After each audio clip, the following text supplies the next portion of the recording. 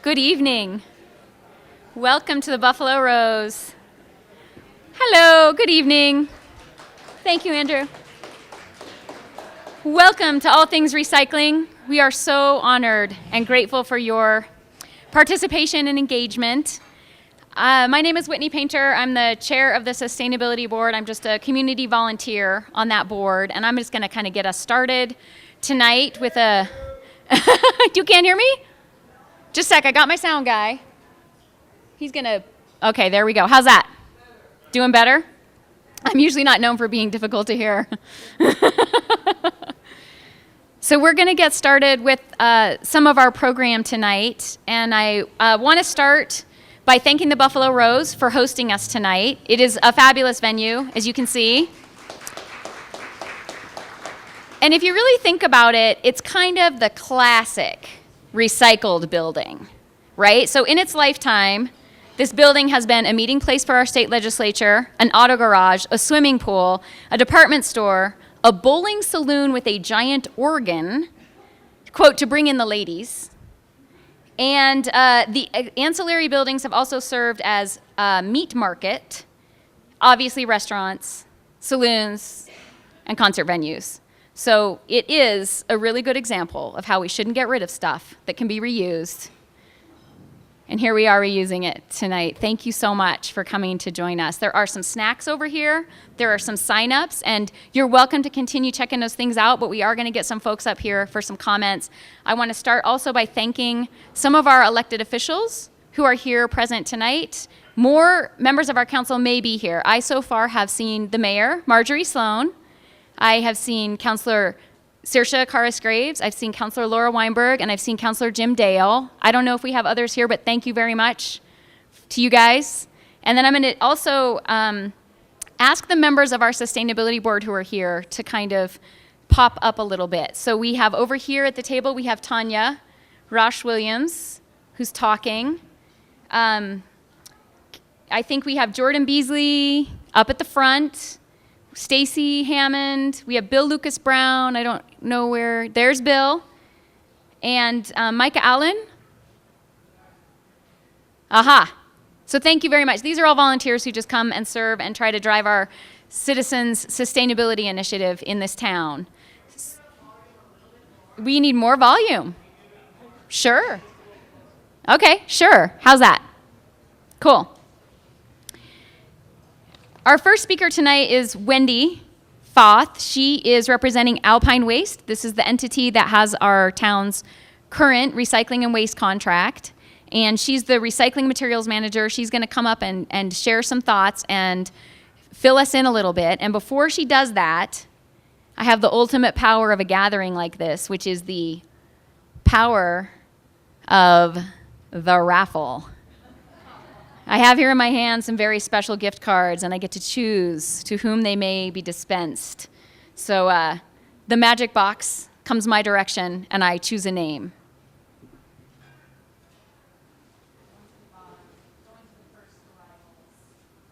Here we go. Carefully folded. Emily Fritz. All right. So here we go. Here's a gift card for Emily. I'll do some more of these later. For now, I'm going to bring up Wendy, and she's going to come and give us some comments, some insights. If you have questions for Wendy, the time to manage those is on the cards on the table in front of you. We are going to do Q&A after Wendy and after Hannah come up and talk a little bit. So if you have those questions, hold them in that space so that we can go through those questions afterward. Thank you so much.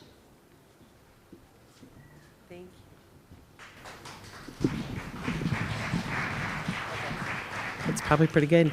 Thank you everyone. Golden Sustainability, thank you for hosting this event. And the Buffalo Rose, thank you for hosting it.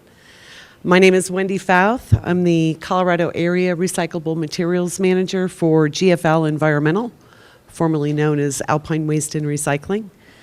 And they asked me to talk about a couple of things. First, I want to tell you a little bit about our company.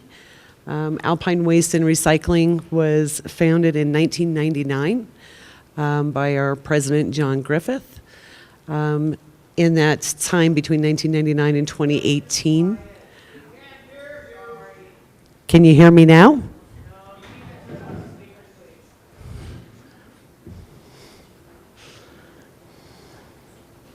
How about now?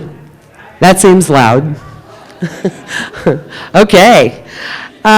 So between the time of 1999 and 2018, we grew the company to about 250 employees, and we just operated in one state. In May of 2018, we merged with a company out of Raleigh, North Carolina called Waste Industries, and overnight we became a company of 3,500 people, and we operated in 9 states. And then in November, just last November, we merged again with a company called GFL Environmental out of Canada. And we are now a group of somewhere between 9,500 employees and 10,000 employees. We operate in 20 states and all but one of the Canadian provinces. We focus back a little bit on Colorado. We did a head count this afternoon, and we provide jobs for 502 people in the state of Colorado. And we operate a trucking fleet of 233 collection trucks. So we're getting out there, we're getting your recycling picked up, we're getting your waste picked up. And I tried to get a head count of how short we are on drivers. I think some days we have more trucks than we have people to operate them. So bear with us in this tough labor market. In Colorado, there are 4 material recovery facilities. The acronym in the industry is MRF, and that's what I do. I work at the MRF. There are 4 in the state. There are 2 of them right in Denver. There's one in Boulder that's run by Boulder County and operated by EcoCycle.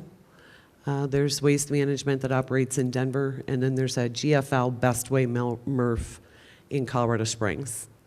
The MRF in Denver, which is what you'll see on the slideshow behind me, we process between 14 and 15,000 tons of material a month, or about 650 tons per day.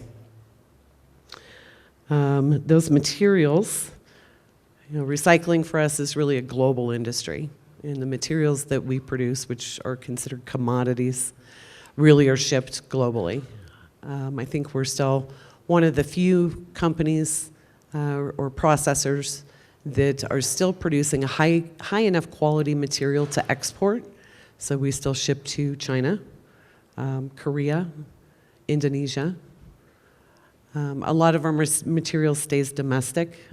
Almost all of our cardboard right now stays domestic. And most of our plastics. Through changes within the industry, several years ago we were able to ship a lot of plastics into China and other Asian countries. And because of changes in policy, we lost the ability to export those items. The upside of that is that those markets, some of those markets domestically have gained strength and momentum, which is good to keep those materials domestic.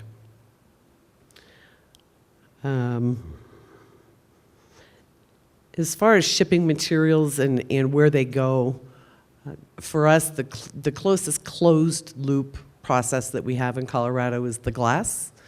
All the glass that we recover is shipped to a company called Momentum Recycling in Broomfield, and they're a glass beneficiation plant where they're able to take the MRF glass that we are able to recover and clean it, sort it, and send it off to a market.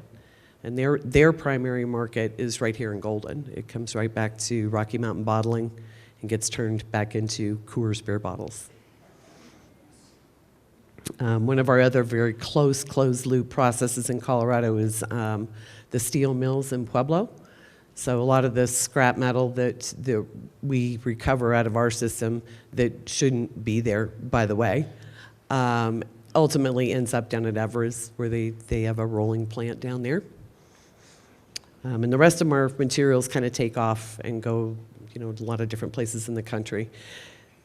Colorado is kind of an island for recycling.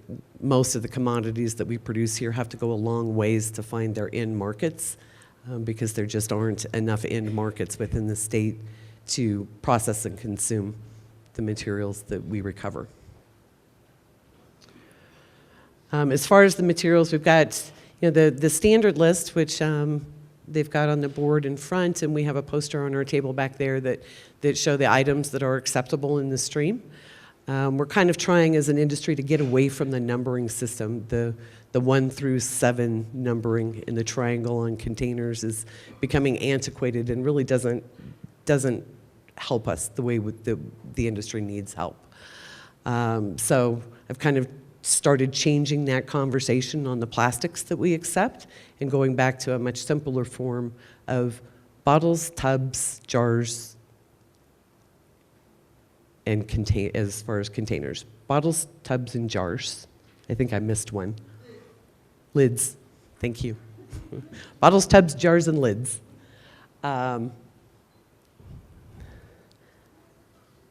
Some of the contaminants that we see in the stream are bags. The number one problem we have with collecting recyclables, I don't know if it's the number one problem, it's the most annoying problem for sure, bags.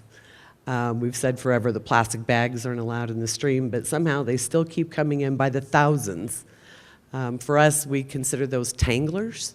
And when you get to watch the video running behind me, you'll see that our plant has a lot of spinning and moving equipment.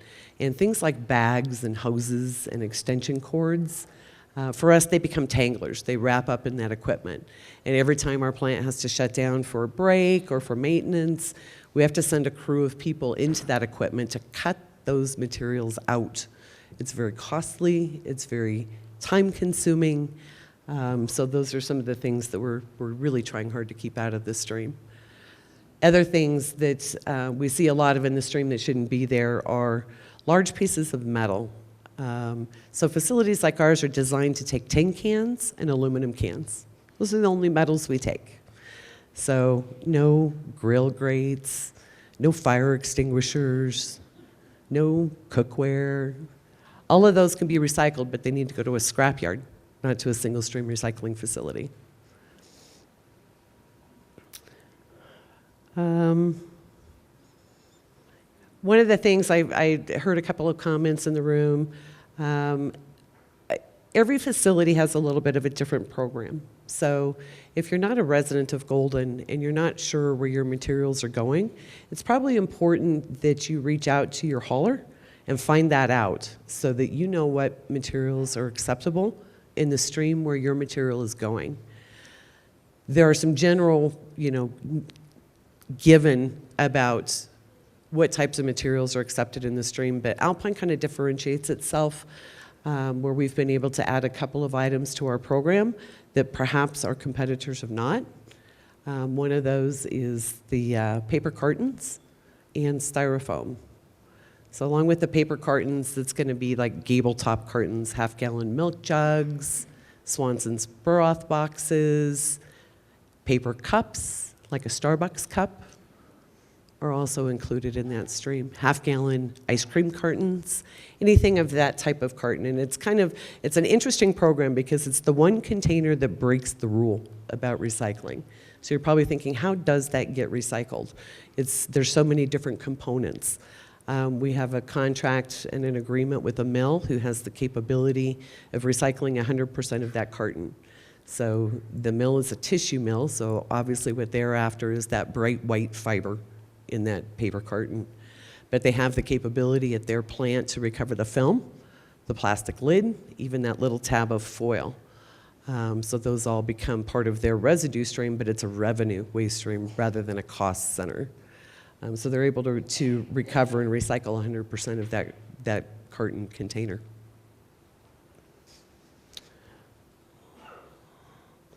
They asked me to talk a little bit about the markets and what is happening with recycling. So there have been some big changes. There's a big policy. It's called China's National Sword Policy. And what's happened over the last couple of years is where we used to be able to have a specific percentage of material in our bales that was considered and still made that bale acceptable to a mill for processing. And that magic number has always been about 5%. So we were allowed to have about 5% contamination in just about any bale that we shipped. With the national sword policy, in the way the changes they've made in the Asian market, is that percentage now has to be down to less than 0.5%. So because of that, the costs of processing material are going up, the quality requirements are going up, and the price of the commodities is going down. And one of the results of that is an oversupply of commodities in a domestic market, and not enough consumers to be able to utilize all of that material as fast as we need them to consume it. The industry experts say that they think that this is going to be about a 2 to a 3 year problem. It's not something that's going to get resolved overnight. There's a lot of pieces that have to come into place in order to domestically be able to absorb all of that material, and it's just going to take time. So in the meantime, we're just trying to get through, make sure that we're doing our piece as public education to make sure that we're keeping residents like yourselves informed, and make sure that we're helping you guys recycle the best way that you can. And I think at that, my time is up and I need to turn the mic over to Hannah. Is that right? Before I give away some goodies. Okay, thank you very much. Hello, everybody. Can everybody hear me in the back? Are we good with sound? Okay, good. So my name's Hannah Schaefer. I've been with Alpine / now GFL for over 7 years. I was actually a part of when this contract kind of came to be almost 5 years ago, so I'm very familiar with all of the pickups in Golden. So we've kind of seen it evolve, and we've seen the organics program grow. So it kind of started out with just a couple hundred people, and I think right now we're a little bit over 500. So if you do not have the program, sign up. There is a sign-up sheet. It's every other week from your recycling. We want everybody to participate. So organics is kind of where things are going. Wendy had just mentioned, recycling is becoming a little bit more difficult, and the level of contamination, we can't have it, and then the markets just aren't there. So a way that a lot of people are trying to push the waste diversion is going to be with organics. So you guys are kind of cool in Golden, along with a couple other municipalities that have organics waste available at your house. Not everybody has that available, so we say please utilize it. So it's actually really good that you guys compost and get rid of your food waste and your yard waste in this way, just because it actually helps with crop yields, the end product. It reduces the methane gas that comes out of the landfills, and it also just reduces the amount of landfill space that is actually taken up. So I know on the chart down here, they actually talk about the Foothills landfill that's just north of here, and it's talking about how much life it has left. There's really not that much, and I think Teresa could probably mention that, but I think it's filling at a faster clip than expected. So, any way that we can recycle or compost to kind of slow down that filling of the landfill would be really, really beneficial. So as far as compost goes, we have a facility out in Bennett, Colorado, and if you guys want to come tour it, there is a sign-up sheet. You can kind of see the process of where it gets dropped off from the truck, and then it gets mixed into big piles in a 2-to-1 ratio with yard waste, green waste, kind of what we call mulch, and then 1 part food waste. Those get put into huge piles. They basically get turned, some water is added, and then we kind of funnel air through it when we're turning it. So that breakdown happens, and it takes about 15 weeks or so. We can go a little bit quicker, but we typically do about 15 weeks for that material to cook, so to speak. So it actually has to go above 131 degrees, roughly 15, 16 times before it's actually considered finished. We do make sure that we follow all protocol, and we take samples, and we actually send it out to make sure that the microbes and things have been cooked out. So then after that's all done, we screen it, and then it's actually a finished product. So people like farmers or even just at-home gardeners like myself, we can use it in the garden. It's a great way to kind of take what you've put in your container and then bring it back home. So I'm sure most of you have probably shopped at King Soopers out there. They're actually a really cool closed loop partner that we have. So Wendy had mentioned that the glass and the bottling company kind of has a closed loop in town. King Soopers does as well with compost. So in the back of all of their grocery stores, they actually have compost bins. So all of the things that go bad from their bakery or produce and things that they can't actually sell, they put in the bins, we pick it up, take it out to our facility and process it. And then at the end, when it's actually done, they buy back the finished product and then they bag it and sell it during the summer out of their grocery stores. So check out King Soopers during the summer and you can get a finished product. So there's that. Our facility out in Bennett is actually relatively small. We partner with another company called A1 Organics, and they have a facility out in Keensburg, which is much larger than ours. So there are other organic processors in the area. However, there's not one directly in Golden. So Teresa wanted me to mention just kind of, the viability and the transport cost and things of organics. So if you were to kind of look at a map of Colorado or like the E470 loop, basically all of the facilities are kind of north and east of Golden, and Golden's kind of like a dead zone. So there's, a trucking cost associated with collecting and taking it there. However, compared to the recycling with all of our crazy machinery, the processing is a little bit cheaper. So it's the trucking cost that comes into play with the organics. I'm sure most of you have gone to, arts and venues down in Denver or other events in Golden, and you guys have probably seen all of the compostable flatware, the cups, cutlery, that kind of thing. A lot of times people look at that and they're like, this is not compostable. So at home, if you had like a pile in your backyard, it's not going to break down. It's not a big enough pile. You usually can't get it hot enough. It has to be like a commercial facility. So a lot of times what we tell people is that, our process is pretty quick at 15 weeks. So a lot of that stuff, it is compostable. It just might take 2 or 3 times through our process before it actually breaks down.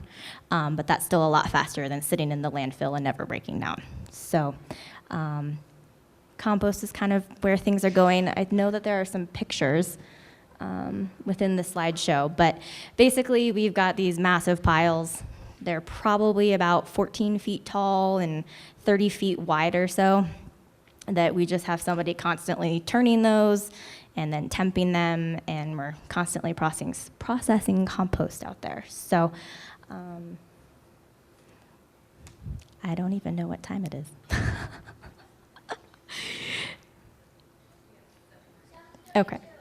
Okay, thank you.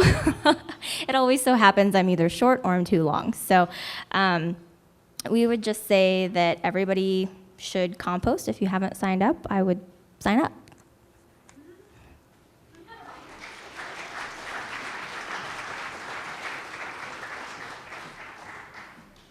I just had this really cool small world moment where Hannah started talking about how long she's been at Alpine, and I was like, oh my gosh, I've talked to her on the phone when I have called there. That was cool. I'm going to introduce our next speaker, and I'm going to do a little bit more with my raffle. But I'm also going to mention really quickly before we do that, in case you might not be aware of it, we actually have a international beauty queen here living in Golden right now, Mrs. Eco International. And it's no small thing to win this pageant. And it just so happens this individual is married to a U.S. serviceman, I think. He's a pilot, right, here in Golden. And so Sheila DeForest is here, and she's going to come up after our Q&A and give some important words about upcoming events. But I just want to let you know, if you're wondering about the sash, that's real. That was a well-earned sash right there.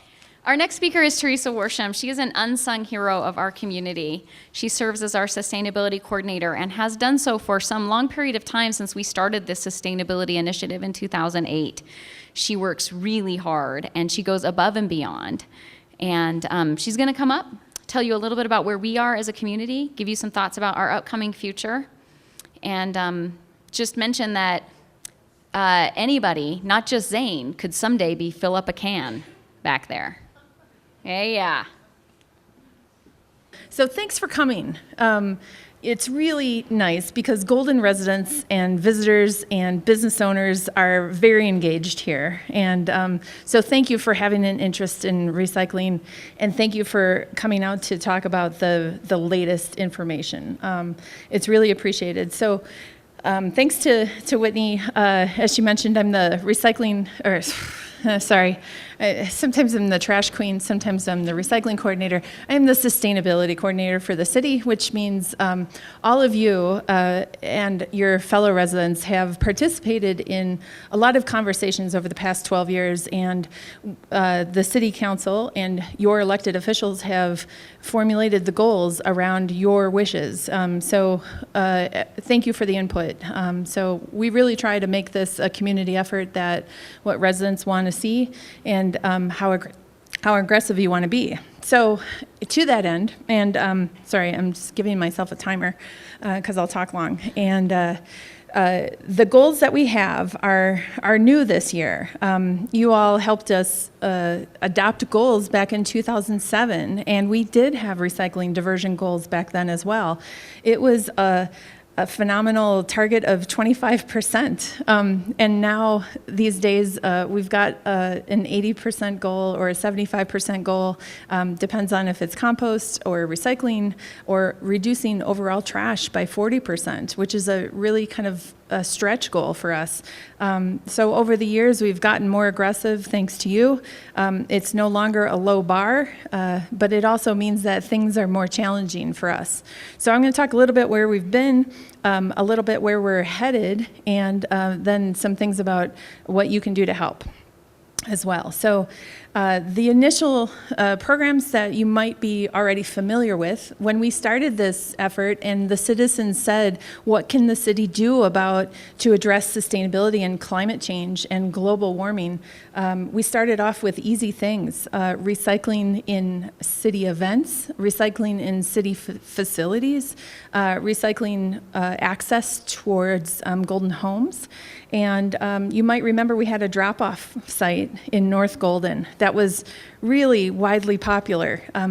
Coors and Ball Corporation were partners on that. They paid for that. The city hosted the site, and we steadily had to keep adding recycling dumpsters to that. And it got so popular and so overwhelming, actually, that we said, okay, we can't handle this anymore, this unmanned site. And we really tried to push those services to your homes, curbside. And that's really where the future of and our current program is going, is to give you more services curbside, so that you don't have to schlep it around, put it in your car, go to another site that then drops it off, puts it in a truck, goes to yet another facility. We're trying to reduce transportation costs and all of the energy associated with that, and we're trying to make things more convenient for you. So that was one of the first initiatives that you might, can I get a show of hands? Who is on the city waste and recycling program that uses Alpine? Okay, great. Now, I'm curious, how many of you are on a different program served by either Alpine or somebody else? Okay, good. So that's pretty close. Honestly, we've got about 80% of our residents that are on the city program. We have other residents, part of homeowners associations that are not yet, but we welcome everybody. So that part of it is a pay-as-you-throw program. And if you're familiar with it, you know, you have a small, medium, or large trash can. Your recycling's included. And it's a voluntary compost program. So if you have the compost program, you're paying Alpine directly. And every couple of years, we rebid that contract and think about making compost part of it as well. But right now, that part is voluntary. Some of the other things that we've been doing well over the past couple of years and trying hard at are downtown events. So if you're at Buffalo Bill Days or the Golden Gallop or Toby's Pet Parade, you might see our containers that the city now has and requires all event organizers of large events to use. And we've been doing that for a couple of years, trying out different kind of systems to get people engaged and using the bins. This year we tried out compost. And so if you went to an event at Parfit Park or at the farmer's market, you had compost available. So the Sustainability Advisory Board and City Council are always considering improvements for the next year. And next year you may see an expansion of the compost, the third stream. And we'll still keep working on that. Some of the other things that we've been kind of talking about, because we seem to talk trash all of the time, include expanding recycling access. So so we have recycling access for low-density residential, homes under 8 attached units, which sounds like an arbitrary and random number, but there's a state law that says that municipal governments can only offer a single hauler contract for 8 units or less. So what do we do with folks that live in multifamily, like apartments and condos and dorms and that kind of housing that traditionally get dumpster service? What do we do about businesses, light industrial, commercial, offices, restaurants, and even downtown? So that's where we're headed. That's what we're working on next, is expanding recycling access to all residents and businesses. And what we see this is an equity issue. It's equity for all, access to recycling services for all. And what we're working towards is embedding the cost of recycling in the cost of trash. So trash is becoming more of a utility service. So like your electricity, like your water, the more you use, the more you'll pay. And that's kind of the model that's happening across the country. Sometimes we call it pay as you throw, but that's kind of what we're looking at expanding. Downtown recycling is a challenge for us. There's limited space, there's a lot of businesses, and we get a lot of tourists, if you haven't noticed, sometimes in the summers on the weekends. And so bins are overflowing. There's a lot of need for more recycling downtown, both back of house operations for restaurants, for office spaces, and for visitors that visit us, with Coors getting 350,000 people every summer to tour the brewery and coming through there. It's even more important to us. So we're working on downtown recycling solutions for that, and we're working on expanding recycling access to all. Some of the other things that are coming up include commercial and demolition recycling, construction and demolition recycling. We call it C&D. C&D is notoriously a big chunk of what goes into the landfill. And as Hannah stated, we've got a limited lifespan on that landfill. Foothills landfill is 6 miles north of us on 93. You probably all know where it is, on the east side of 93, near the Candelas development there. And if this was last year, I would be telling you that landfill has 30 years left in it. I recently talked with the owners of the landfill, and we are contributing so much trash to that landfill that they are now estimating within 1 year that has been reduced to 15 to 20 years left in that landfill. So what this means to all of us here is that our rates are going to be going up.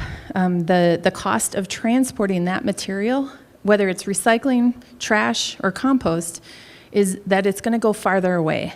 And if you check out one of the maps, it's got some distances to the next closest landfills.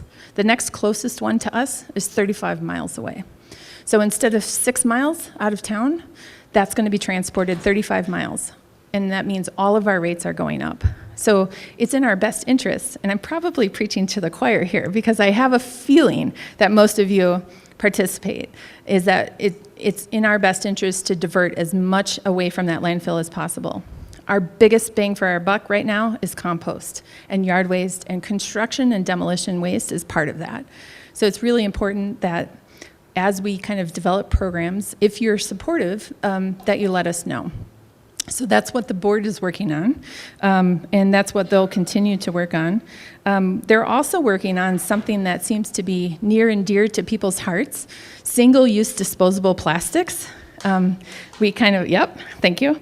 So we all look at, we've all seen things on the national news about the big floating plastic islands in the oceans. But plastics are in our rivers, plastics are in our soils. One of the most recent studies in Colorado found plastics in a high altitude mountain lake in Rocky Mountain National Park. So we're not immune to it, even if we're not close to the ocean. And we have a lot of school kids, we have a lot of adults who are interested in addressing single-use plastics. That looks differently in a couple of different programs. It might be what a lot of folks are interested in is a plastic bag ban. It might be limiting the use of single-use disposables in special events. It might be limiting takeout containers for us all in Golden. And it also might be a fee that would be charged for stores that offer single-use bags. So those are all things that are not set in stone, but they're things that the board is going to be considering over the next year. And what they would like to hear from you is, do you support any of those? I wouldn't ask you to weigh in on that right now, because what the board is going to be producing are some pros and cons and some costs and benefits. And those are things that we want everybody, including the people that are affected by this, to weigh in on. But that's one of the things that they're working on. More zero waste events. As we've done for the last 8 years, we've increasingly added services for events. One of the more successful events this year, if you attended, was the bike race, the Colorado Classic. And we had more volunteers than ever able to stand next to waste stations and help people make that decision about what's compostable, what's recyclable. And that's probably a model that we're going to hopefully expand next year. And that way visitors and residents alike can kind of learn from that. Another effort that's going to impact us pretty significantly is reducing the cost of compost to help you be able to compost more. Right now, we frankly enjoy a pretty good rate, $9.45 a month per household to participate in the compost, the biweekly year-round service. That is a subsidized rate. The Sustainability Board has it in their budget to buy down $1 of that rate, so it's usually $10.45 for all residents. But we have a system where the more people that join the program, the less the fees are. And if you get a chance and you want to sign up for a tour of the compost facility, it's 58 miles to Keensburg or Bennett. And those are the facilities that are the hot commercial operations that take all of our compost and can effectively, like Hannah talked about, get to those higher temperatures and turn it over into compost. Alpine, if they mentioned, sells that compost, then that finished compost back, and one of the investors in that finished compost is your King Soopers. So in the spring, you'll see bags and pallets of that out in their front, and that comes from your contribution. So I'd like to think that we could offer compost for free for everybody, but in the reality, that transportation cost, 58 miles one way, means that they also have to make money on the finished product too, and so that's why it's for sale, and it's actually pretty cheap. So if you can support that, but one of the things that we're trying to do to reduce that cost is bring a transfer site on the west side of the metro area. So Golden has been working with Arvada and Lakewood to bring a transfer site. A lot of you have probably been here long enough. Now my timer is not working, so somebody is going to have to tell me when to shut up. So a lot of you have been here long enough to remember that Rooney Road, Household Hazardous Waste, used to run a transfer site for brush and limb drop-off that closed in 2012. That was open to everybody. It was open to households, it was open to landscaping businesses, and that was where we were able to bring all of our slash.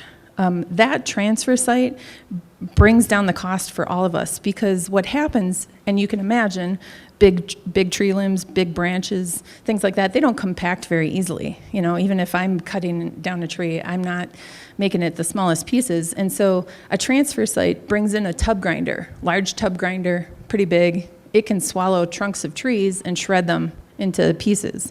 So then they pack that into a big semi, and that's what gets trucked out to Bennett and Keensburg. That's a really important part of the process, because the hauling is the biggest cost in all of this. And to have a transfer site on the west side of the metro area is really an important initiative for all of us. The board and myself and my partners in these other cities are working to try and bring that transfer site back. That will be the single, probably, honestly, the biggest key to getting rates to come down for you in your household compost services.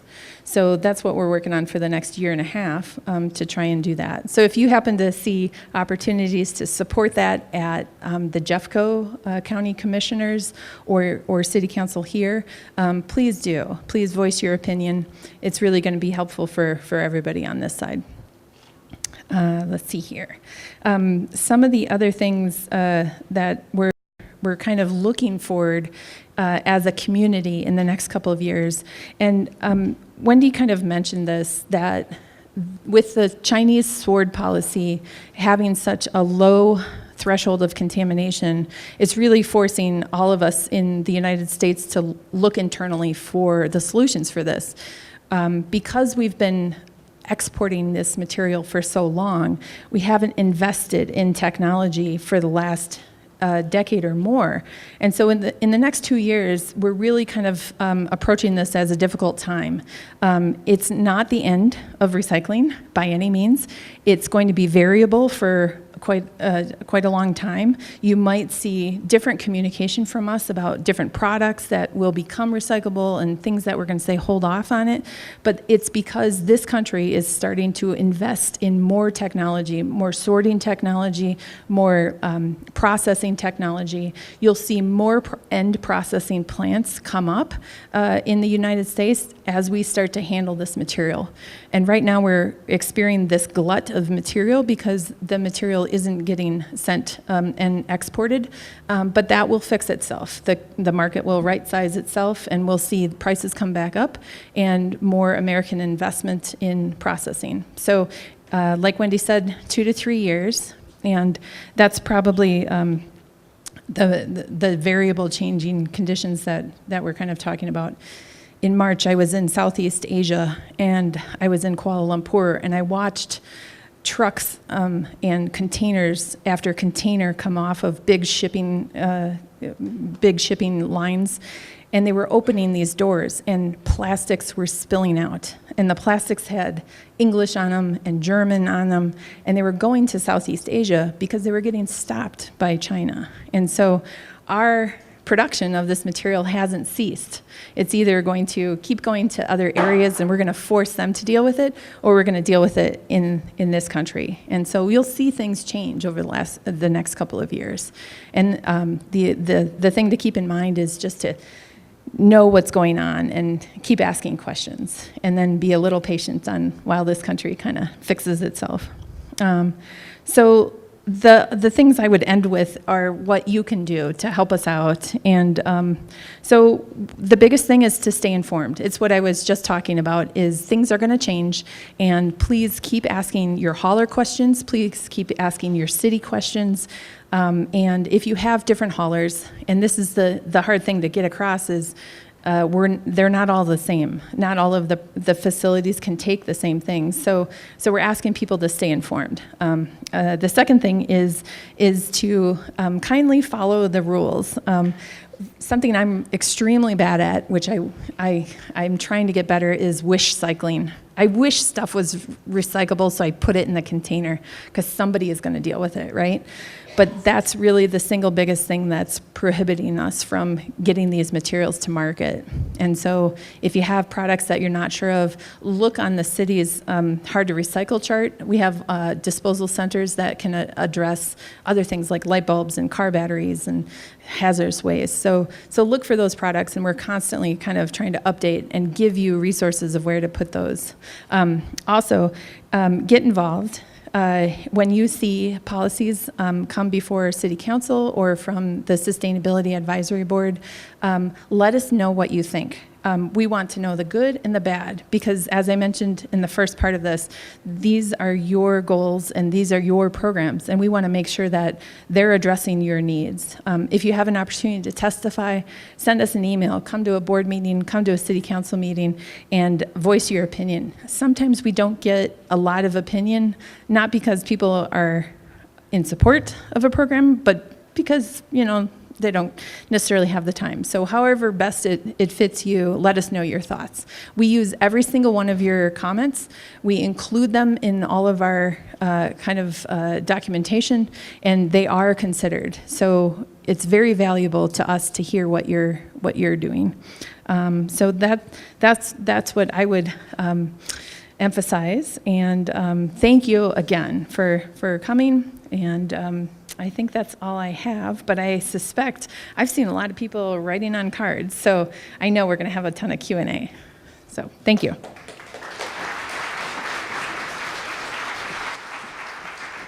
We're going to bring up Wendy and Hannah, and I do have a compendium of wonderful questions here.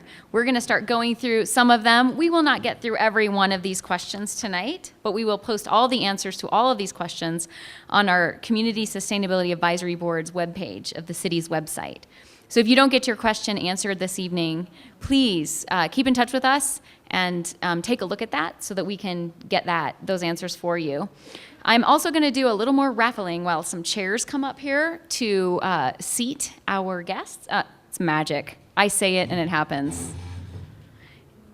And those folks are going to be able to come up here and take some comfort while we ask them these tough questions. But first, I'm going to go ahead and raffle a couple more of these gift cards. All right, I'm going to get one of the new arrivals here. I'm going to go down to the very bottom.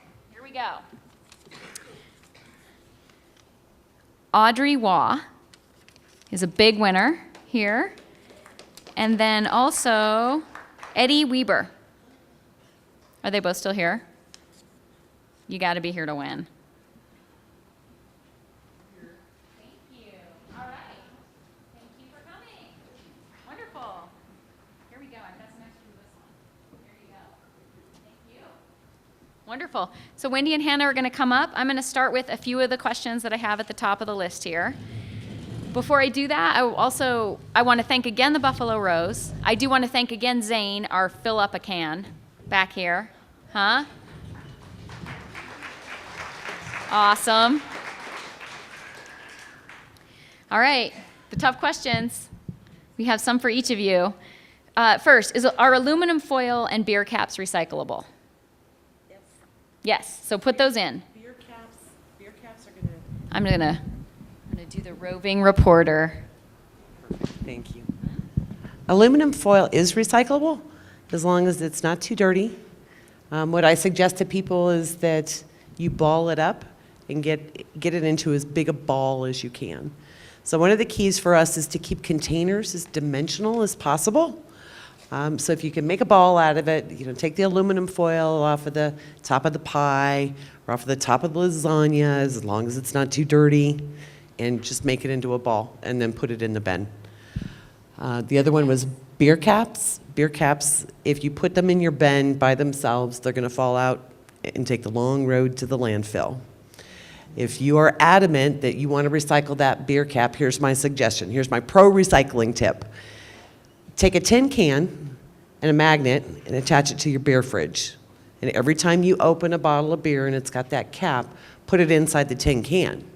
When the tin can gets about 3/4 of the way full, you can take a pair of pliers and squeeze the top closed so that those bottle caps will stay in the tin can. Then we can recycle it. All right. It's very thorough. That's another recycling question.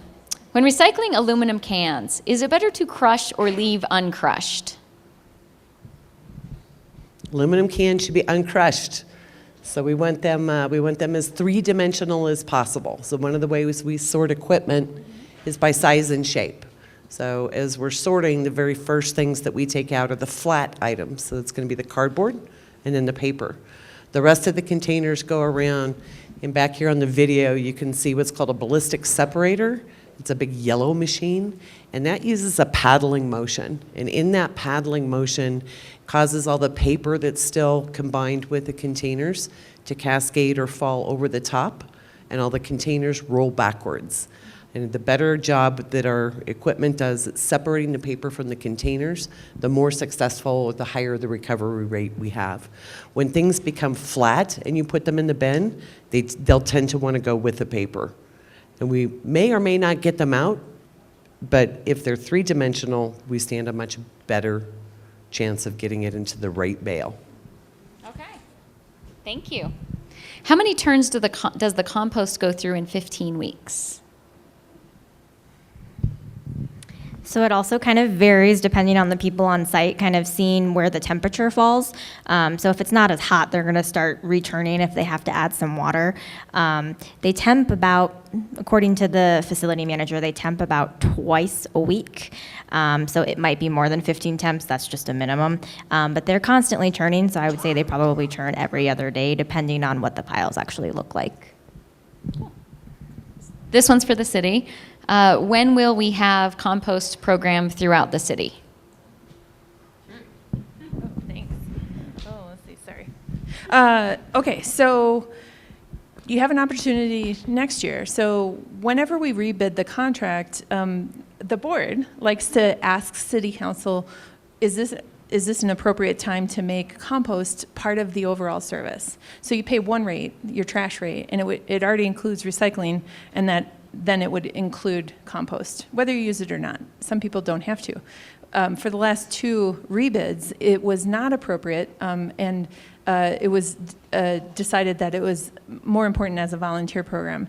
There's many good reasons for that, but there is another opportunity coming up with the next rebid that it might be a stretch to assume that the board might offer that recommendation again to City Council. So the question is to you as to whether or not it's going to be appropriate to go citywide. So the more that it's supported, and again, the strategy is get that transfer station, buy down the transportation costs, and then find a bidder that gives you a good price and that you're willing to accept, and then tell us your opinion. So that's what I would suggest. What do you do with the styrofoam that goes into the recycling? So the styrofoam, we have a machine, it's called a densifier. And it starts out, we capture those big blocks of styrofoam. It's funneled down into a piece of equipment that looks like a giant blender. We use that blender, if you will, to chop it up into little tiny pieces. And then we use air pressure and blow it into a chamber that uses heat and pressure to densify it. And we build it into big blocks. And those blocks get stacked on pallets. When I have enough of them, I ship. The primary end use for those is picture frames. So if you walk into a Michael's or a Hobby Lobby anywhere and you pick up a picture frame and it's plastic, I'm about 99.9% confident that that's made from recycled foam. You're on the hot seat tonight, Wendy. Define specific clamshell food containers that can be recycled. None. Yeah, clamshells aren't accepted in the stream. Okay, got it.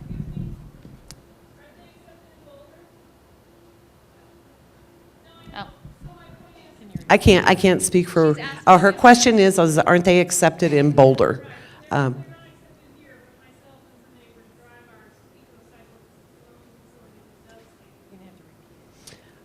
I only heard part of that. so I think the comment was that if you take the clamshells to EcoCycle in Boulder, you can get them recycled. Thank you. I think also for batteries and other hard to recycle items, that's a drop-off point. What is stopping us from producing 99.5% pure recovered material and selling it to China? It's kind of a big question. Okay, so let's take it in pieces. What is stopping us from producing material that's 99.5% pure? Really nothing. Time. We're able to achieve that contamination rate, but it comes at a cost. We have to slow our equipment down. We've had to increase labor costs. But through those things we made a $2.5 million investment this year in our recycling facility to try and help us achieve that quality level mechanically. But all of those things are driving up the cost of recycling. So it's not that it can't be done, because it can. The thing that stops us from shipping to China is China. So when you have to meet that quality spec, and then all of these big giant mills have quotas. So one of the quotes that I brought was an example. In 2017, China bought from the United States 19.1 million metric tons of recycling. That's a lot of recycling. That's a lot of tons. In 2019, they only expect to buy 11 million metric tons, less than half of what they consumed. So it's not that we can't make the grade, and it's not that we can't ship, it's that we don't have enough domestic consumption of that material currently to use up the supply. So it's a little bit of politics, it's a little bit of supply and demand, and we're just looking for capacity. So some of those extra 10 million metric tons have been shipped off to other countries. So it's going to Korea, and it's going to Indonesia, it's going to Vietnam. But those countries have also adopted that same quality measure. So it's what the new standard is. So we all have to work very, very hard to make sure that that quality stays high and that the materials that we do produce can be marketed and sold. This is kind of a follow-on, and I'll paraphrase it just a bit. It's represented many times in this stack. For those items that are not going to China, and maybe not to other countries, are they being landfilled? What's happening to those recyclable materials? So at our facility, again, we process between 14 and 15,000 tons of material a month. Our residual rate, which is the material that we can't recover, is 10 to 12%. Most of that is items that shouldn't have been in the stream to begin with. It's the toilet seats, it's the hoses, it's the bags, it's the diapers, it's the lawn waste, it's the yard trim, it's things that shouldn't have been there. As far as our recovery, we do a really good job of recovering the material that comes through, but we can't control everything that people put in the bins. So that's. Okay. Did that answer that? Yeah, I think so. And what is the most common contaminant in compost? Well, if you were to ask the facility manager, he would say his least favorite thing are the little stickers on produce. He absolutely hates those little stickers. But a lot of times it's things like glass or cutlery, like plastic cutlery that people think are compostable, but they're really not. So it's usually things like the glass and the plastic. Okay. How clean do our items need to be in order to make it through recycling? Just lightly rinsed. They don't need to be washed, just lightly rinsed. We want to be cognizant and aware that water is a natural resource as well. And we don't want to waste water. We don't have enough of it here in Colorado to begin with. So just a light rinse so that as you put items into the bin, whatever liquid may be in that container doesn't contaminate the piece of paper next to it. And I think I saw a poster back there, but we'll just go ahead and have you clarify here. Plastics, you can leave the lids on as long as the lid is plastic. Glass and metal, take those lids off. Any other thoughts on lids? Just make sure the bottle is empty. Okay. Does a person need to remove the plastic film from the neck of the wine bottle?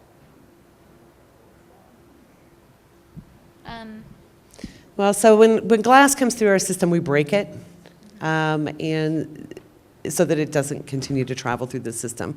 It falls out and it's captured. I don't know that I have the perfect answer for that. If that plastic wrap, in the process of breaking the glass, if that wrap becomes separated from the bottle, the wrap is going to end up in the trash. So it's, again, going to take that long road to the landfill. So it's probably generally easier for you to take the wrap off and put it in your trash rather than truck it to me so that I can truck it somewhere else, so that it can be trucked somewhere else to end up in the landfill eventually. Great. We have one more question, and then we're going to put the rest of these online so that everybody has a chance to still check everything out that we have here before we need to shut down. And it is a compost question, and the question is, if I were to sign up for the compost green waste program, what all could I put in there? So we are a commercial grade facility. So I know originally the program started out as just a yard waste from our predecessor, but we can actually take food as well. So any kind of soiled paper. So biggest number thing, and Wendy will agree, pizza boxes are not recyclable. They are compostable. That grease can cause a problem on a whole bale of cardboard or paper in Wendy's facility. So soiled paper, your food trimmings, your grass clippings, yard waste. So it's pretty much everything. We like to say if it was alive at some point, it can probably go in there. Cool. Thank you very much. We are going to keep some of these folks around, so if you want to ask some more questions in person or talk to some of our other local elected officials who are in the room, this is a great opportunity. Just very quickly, if you are interested in having input on our next steps for strategies with regard to waste, energy, water, any of our sustainability goals, on the 9th of October, we're having an input activity for any member of the community to come down to the American Mountaineering Center and help us prioritize those strategies that we've selected that we think we're going to try to tackle in the next 3 to 5 years so that we can get a sense of where we are as a community and where our citizens are in terms of supporting those efforts. So if you're available on the 9th of October at the Mountaineering Center, it would be great to see you again. Thanks so much for coming tonight. And many thanks again to the Buffalo Rose. Have a great night.